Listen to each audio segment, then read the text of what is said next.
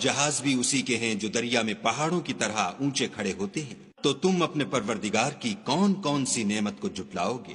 جو مخلوق زمین پر ہے سب کو فنا ہونا ہے، اور تمہارے پروردگار ہی کی ذات بابرکت جو صاحب جلال و عظمت ہے باقی رہے گی۔ تو تم اپنے پروردگار کی کون کون سی نعمت کو جھٹلاؤ گے؟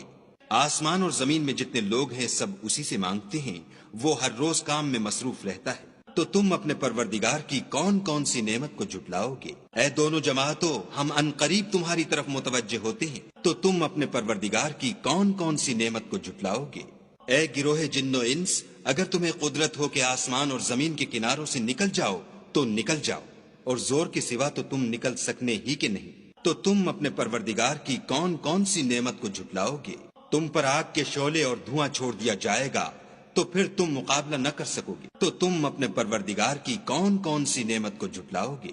پھر جب آسمان پھٹ کر تیل کی تلچھٹ کی طرح گلابی ہو جائے گا تو وہ کیسا ہولناک دن ہوگا۔